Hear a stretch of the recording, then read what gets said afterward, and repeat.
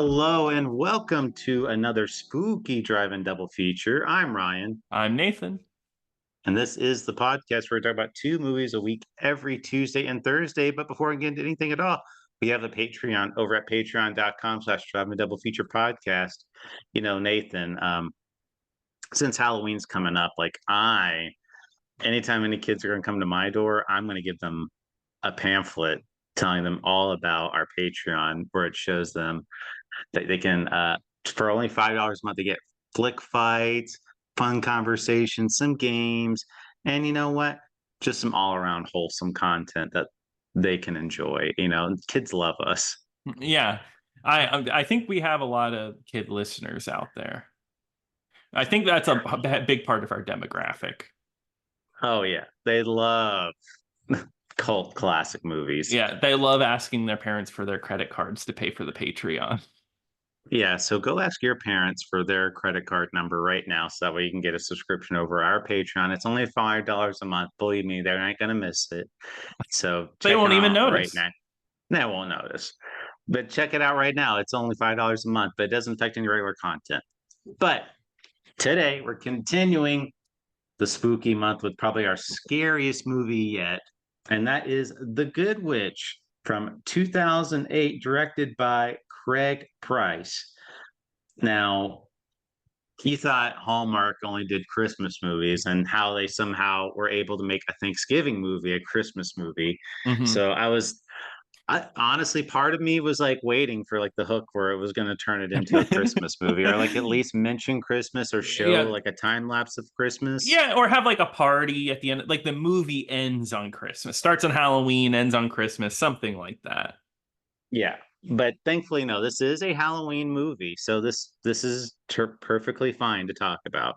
Oh, okay. So if you're saying like if Christmas accidentally showed up in one of our movies, you would be like furious. I'm pretty sure what Christmas has shown up in like one of our Halloween movies that I we think did. so. I mean, like, and I guess one day we'll do like Black Christmas or something. Yeah, yeah. I mean, we might even do Die Hard during Christmas. That'd be a bad choice because it's not a Christmas movie. Uh, Nathan, we're gonna have to have this discussion again. Okay, convince me. It's the best Christmas movie ever. Okay, I believe you. Wow, I'm converted. You I, know that. Pe- Everyone always asks me. I tell them Die Hard. Die Hard's my favorite Christmas movie. That's the conversation those people are always looking for, is someone to be like, really? I don't think so. And then they say it, and then the other person's just like, yeah, you're right. That is the best Christmas movie. I'm gonna start doing that. That's my whole personality now. Okay, But perfect. Man, we've but crapped on yeah, those people for how long have we been recording this podcast? That's been a I joke for years now. it's my favorite joke. It is mine too. Uh, but no, this one is a Halloween movie. It's stars the who's it star? Stars Catherine Bell, who one day she shows up in the middle of a town, Mm-hmm. and because there's a very known haunted house which has the Gray Lady there, Mm-hmm. and everyone's very fearful of it. And there's some little kids that say like, "Oh, I see the woman in the crowd. Right, I see her in the window right now." Um, so like one of the policemen, Jake, the policeman, Oh, goes into the I already forgot his character. What's his defining traits? that he's a police officer. Oh, okay, yeah, you're right. uh, he uh, he and a very nosy woman like walk into the house, and there she is. There's a Catherine Cassie. Bell just standing right there, and she's just like, "Oh, this is my house." And it's like, "Do you have a deed?" It's like, "Oh yeah, right here. It has my name on it. See?" And And that proves everything. they're just like, problem solved. Yeah, nothing we could do about it. Yeah, because I guess the mayor's wife is like she's really uptight, really mean, and she really wants this house to be bulldozed to the ground, and she has to show up with Jake the cop to see it. And as soon as she sees Cassie, it's over. She hates her. Yeah, she does not like her because they wanted she wanted the house to be bulldozed, I believe, and Hmm. like that, so that way they can make more a pleasant looking neighborhood. Hmm. Um, and Jake is, of course, a single father with two children, Hmm. one with a very precocious little girl, and one with a very moody son, and a very Irish father-in-law. Yeah. So, did you notice he was Irish before they brought it up later in the movie? I didn't, because I was like, I just thought he had like a real like, I don't know, like he just had like a little bit of an accent, but then they're just like, oh yeah, like I've always wanted to go back to Ireland, and it's just like, wait, what? Yeah, and that becomes like his whole, I swear to God, his like accent goes up like 10 times after that scene where he's revealed that he's Irish. He just like hams it up. It's almost like they didn't have a personality trait for him, and they're Mhm. just like, oh, now this is it. Like it's like they filmed it Yeah. like in order, so now it's like Yeah. now this is your personality trait. So you should speak like an Irish person now. Yeah. Hmm. Um, but yeah, they all are dealing with their own problems. Like he wants to go back to Ireland really bad. The little girl is scared of everything, like even like Hmm. a dog behind a fence where she just freezes, like Yeah, and A Doberman behind the fence. yeah, and the son is very moody, and he gets bullied at school a lot. Yes, yeah, he has like one bully in particular that goes after him. Yeah, But the thing is as it gets, the good witch is in the title. Cassandra Nightingale. Yeah, Nightingale is the witch. She is a good witch and she helps everybody. And her first appearance with the kids is the dog chasing them through the streets, and she just like talks to it. It's like, hey, you're a good dog. You can do this. And I mean, it's pretty open that she's a witch. Like, it's like not hidden to anybody. no, and everyone like automatically like they're like, she's a witch, and Jake's like, I don't think so, guys. And it's just like literally everyone in the town is thinking she's a Everybody witch, except Jake. except Jake, because that guy, like the Doberman that gets out and it chases the kids, and like you said, like she calms it down, and then like I don't think the owner was even there, but like even the owner of the Doberman like goes up to Jake and she's like, "See how docile my dog is now? I think it was the witch. That lady did it. Like it was just Yeah, like he knows. automatically like a witch did this." Yeah, because this movie is kind of interesting. It like does like a almost like something that is like overdone nowadays is the satanic panic thing, where it's like the whole town is against this witch. Like this is like they never say the word satanic, but that's pretty much what they mean. And they're like, oh, we can't allow this kind of stuff to happen here. That's not okay. They don't get into that whole side of it, but a lot of the town is against her. Well, yeah, and she opens up her own like occult type of shop, or Mhm. like very spiritual type of Mhm. store. And one lady shows up, and she's like kind of snooping around a little bit, and she's like, "Oh, can I help you with anything?" And it's just like, "Oh no, I'm just looking." It's like, "What's this?" Like, "Oh, that's an aphrodisiac." It's like, "Oh," Whoa, that's some occulty stuff. and it's like, "What's it smell?" It's like, "What is it?" It's like, I was like, "Oh, it smells like cinnamon buns." and and it's like, and she even says like, I, I think it was the woman brought it up. Like, it's Mhm. like, "Oh no, like I don't have kids. I'm infertile," or whatever. Just like out of Yeah. nowhere, like just like, "Oh, I can't have kids." It's just like, "Oh, well, maybe this will help." Yeah, exactly. Yeah. And of course later on in the movie they show up, it's like, we're having a baby. I don't know. All the doctors said we couldn't. And then they're like, oh, doctors are liars. No, Yeah. that's not what they say. uh, well, I mean, like that becomes like this lady's personality trait is like Hmm. she's infertile. It's like because I mean, even like because there's a scene later where they're having like a town meeting where it's like Martha, like the mayor's wife, is like trying to rally up everyone against Cassie, Hmm. and she's like, I forget the lady's name. She's like, it's like we have to keep this sound. town's safe for our children. And she like looks at the infertile woman's like, well, you wouldn't know that. You can't get pregnant. Yeah. Oh, we got to make her extra evil. Yeah. This lady is like, her defining characteristic is just to be hated. Because Yeah, just because there's like that scene where she shows up to the shop and she trips over something and then she blames it all on her, like she pushed me. well, she puts on like Cassie's like, oh hey, look at this little mask I have here. And it's Yes, just like right. she does like the real comical like whoa, whoa, and just like falls over.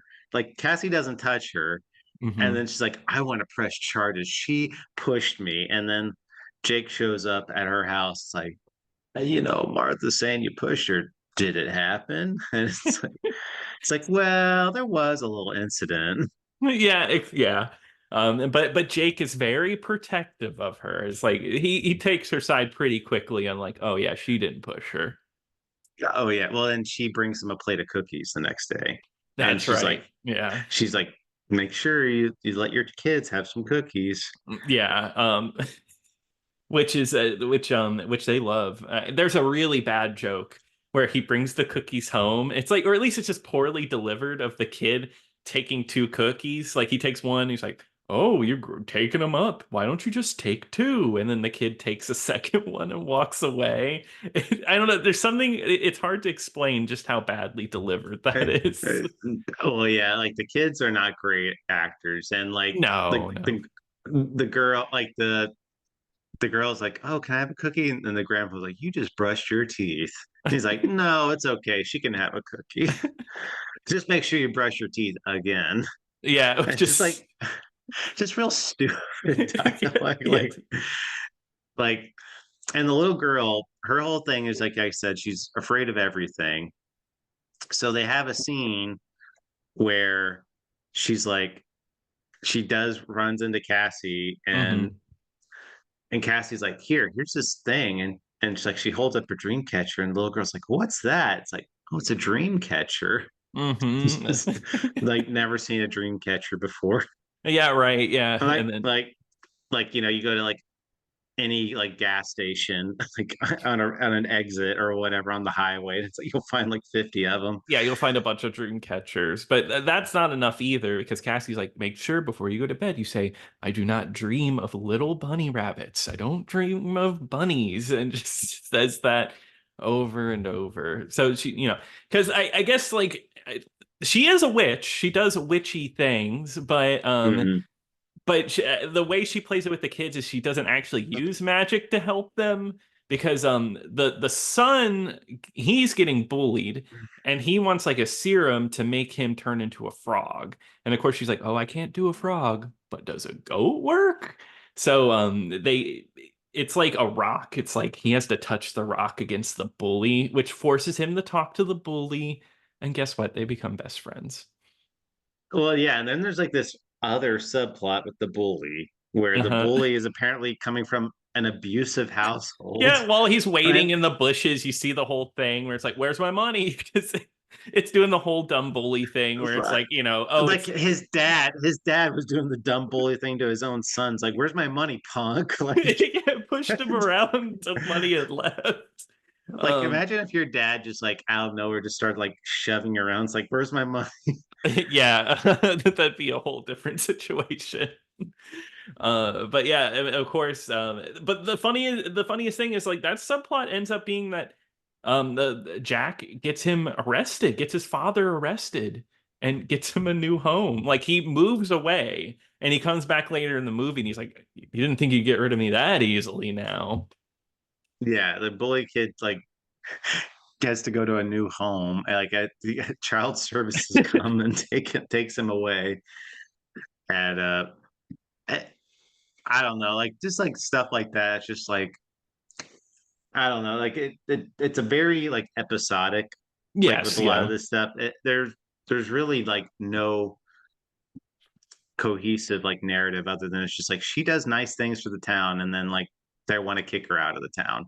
Yeah, that's all it is. Like there's the through line of her, like getting kicked out, and of course it has to play the whole like Jack's in love with her, or they're in love with each other, but she's like, oh, we can't. Jake. Sorry, Jake. They love each other, but she's like, oh, I don't know if we can make this work. You can't play sides, Jake. Which obviously he does end up playing sides in the end. Yeah, yeah, it's pretty obvious, I mean, like I said, it's not a Christmas movie, but you already know what's going to happen before the movie's even over. It's like it's very clear like, she goes out, the whole town is like formed against her. And Hmm. then, it's like, oh, well, then like one person speaks up for her, and then another person speaks up for her. And it's like, no, no, this whole town, now we all want to attempt, like, Martha, you're stupid. Like, we don't want you here. Exactly. And even her husband, the mayor, has to like, there's like a scene near the end because, well, what's weird is the thing that changes the tide of everything has nothing to do with like the witch or anything. Literally, the mayor's two sons graffiti the store and It, destroy it. And then that's like it's pretty much like the police officer Jake, he's like, oh well, I'm gonna have to press charges on these kids. They're going to jail. Um which makes the mayor tell his wife to shut up and all that. I mean, it's pretty much what happened because she's like yelling and he's just like, be quiet. Like it's just basically shuts her well, up. well, I mean, like, because that's the whole thing. His whole character is that he's whipped, like at the Uh-huh. beginning of the movie, where it's just like, they say, happy wife, happy life. I gotta keep Martha happy, and it's just, Uh-huh. and at the end, like you said, like the kids do that, and they don't even do that much. I don't think. Like, I mean, Hmm. they throw a brick at a window, and then they spray paint one window, and they're just like, yeah, and but then there's like the deputy or whatever, the sheriff, like has like a chase scene with them. It's like, stop, you kids, and like jumps over the fence, and like I thought it was going to be something like where he didn't catch him or whatever, but just like Hmm. next scene's like, oh no, I caught him, no problem. Yeah, I forgot about that side character, the other cop that's there, because he doesn't Yeah, do anything. no, like he really wanted the cookies that one time, and then he's like That's right. trying to convince Jake, like, oh, we should go after her, check out and see what this girl's all about. Hmm. God, I'm trying to think because I feel like there's like a bunch of little things that happen in this movie. That's Hallmark movies in general. What? I don't know how they can squeeze so much cheesy like moments into one movie in 90 minutes, but they do it. Yeah, and I mean, I guess like the they whole reveal is that the house that she's living in, the well, gray lady. Oh, go ahead. well, no, so what they do, like how they find out all this stuff, because they run a background check on her name, Cassandra Nightingale, Hmm. and like the deputy was like, it says here that she was a power lifter from like the 1970s Olympics or whatever, or Hmm. something like that. And she, he goes over there and it's like, like I don't think this is your name. And she's like adamant, like, no, that's my name. Like I don't go by anything else. Like they're just like, well, how do you just show up out of nowhere? And he eventually reveals that her name is Sue Ellen Brock. Oh my God. But it turns out like the twist of the movie is that she was related The to gray lady. the Gray Lady, Yeah, and because that there's a portrait in the house and it looks exactly like her. well, yeah, and they was like, because they see the picture, and he's like, "Oh, it looks just like you." She's like, "Really? I don't think I look as cracked in the face as she does." That's right. Yeah. Which Ryan, I don't know if you did you read this? Which is so silly. This is the thing for this movie. Um, that Hallmark at this time in 2008 was developing a mobile app that would integrate with their movies. And this was the first movie to integrate with What? the Hallmark mobile app. Yeah, I'm not kidding. According to this, what I have here, it's a cable network's first ever mobile interactive initiative.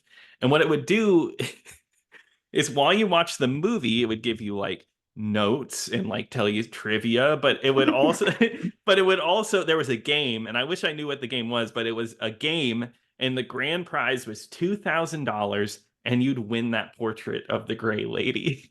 And I want to know who has that out there.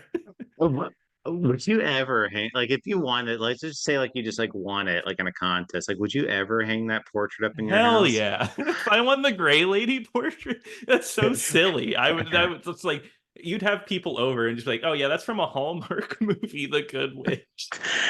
That was it the actual portrait or like that was in the movie, or do you think it was like just a recreation? I'm sure it was just a recreation. I'm not too sure. This just says a portrait of the Gray Lady. That not a lot. I couldn't find a crazy amount of information. Wikipedia has a little section on it, but the hyperlink does not actually take you to the website, of course. And you know what's down right now? The Internet Archive, which is kind of miserable. Oh no. That's what Yeah, makes them harder for future movies. yeah, exactly.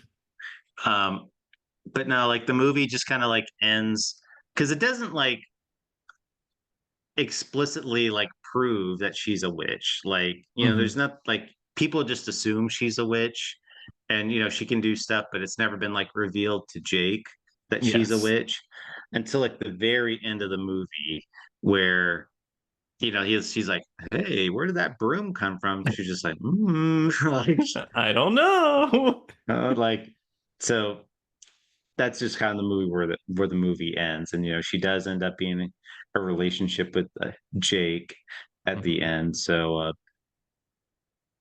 it's a Hallmark movie, like I said. Yeah. It's very silly, very it's not well acted, but it's a very easy watch. Like it's not. At no point was I ever like, "Oh my god, this is unbearable" or whatever. No, it It was was fine. It's very light. it's very light. It's very I mean, it wasn't good, but No. still, it's like okay, there's enough in here where I'm not bored to tears or anything. But Yeah, I think there's like enough like bad, stupid things to make it kind of funny and entertaining, and but the plot is easy to follow. I'm not gonna recommend it. It's not a recommend, but it was okay. yeah, I was laughing about it. no, I wouldn't recommend it either. But this movie was a huge hit. Yeah, I saw that. This movie's it giant. this movie on the Hallmark Channel on the night of its premiere was the second rate highest rated original movie to that date at the time, Oh my and God. What was number one? I gotta it know. it it was I don't know about that one, but there was 3.2 million homes were watching this And movie. how have I never heard of this movie before? I don't know, but this movie is a hit. People love this movie. Mhm. And so much so that this movie spawned six sequels. There are seven movies in this Oh my franchise. God. And not only that, there is a TV series as well. There was a 10 episode TV series. And Wait, no. there's oh wait, no The wait, no, no, T no. yeah. The It was TV greenlit. series. It was greenlit for 10 episodes and then it stayed on the air for 7 seasons. Yeah, till 2021. This decade it was on air and they were 40 that was a 45-minute show. So it's like an hour long TV series every episode. What is there even to talk about? Like No, I mean, I dead serious. I am at least interested in watching more of these movies because I have to know what this does. It either has to get outlandish or they just repeat the same plot over and over. But I looked into it. All the movies have the same cast, same witch. Jake returns. The kids even return in each of them. So it has like a concurrent plot. I don't know about the TV show.